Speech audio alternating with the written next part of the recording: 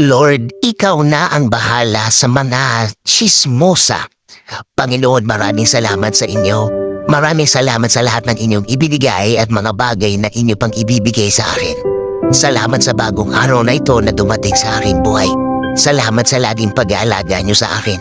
Maraming salamat din sa gift of self-control na ibinibigay niyo sa akin, Panginoon. Sa panahon ng aking buhay na ito, marami po ang mga taong naninira sa akin.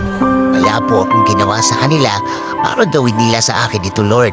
Wala akong natatandaan na nagawang mali sa mga taong ito. Pero araw-araw kong hinaharap ang kanilang mga ginagawang kwento tungkol sa akin.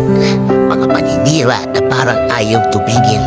Habang tumatakbo ang mga araw, nalalaman ko ang mga ginagawa nila sa akin, Lord.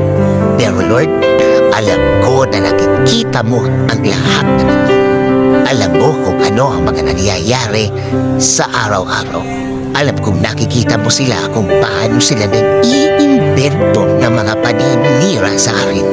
Alam kong bahagi na din sila ng plan mo, Lord.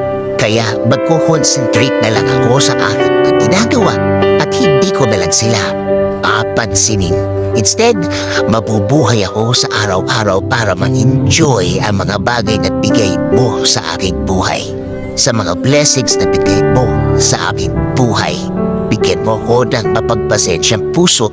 Bigyan mo ako ng wisdom para mas marami ang magawa na ginagamit at talent na ibinigay mo sa akin. Alam ko marami ka mga bagay na ibibigay ng oportunidad sa akin. Oportunidad na makakatulong sa aking buhay, Panginoon. Patuloy mo i-lead ang aking buhay, Lord. Patuloy mo itong talagaan. Patuloy mo akong bigyan ng guidance at direction ng aking buhay.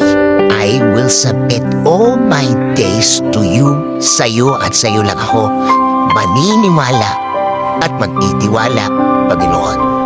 Kasama ng aking dasal na ito, alagaan niyo po ang aking pamilya din. Gawin niyo pong safe ang araw-araw nila. Alagaan niyo din po ang buhay nila at ibigay niyo din po, Panginoon, ang lahat na kailangan nila sa kanilang buhay. Patuloy niyo din pong i-guide ang aming bayan. Alagaan niyo po ang lahat ng Pilipino sa Pilipinas at ang kanilang mga pamilya. Kasama na din po ang mga Pilipino sa ibang bansa. Ilagay niyo po sila sa ligtas na oras palagi. Salamat, salamat sa iyong kabaitan. Salamat sa inyong tulong palagi every time na kailangan ko po. Please continue to provide for me. Please continue to take care of me. Please continue to bless me. Tinatanggap ko po kayo sa aking buhay at tanggapin ang plano nyo sa aming buhay.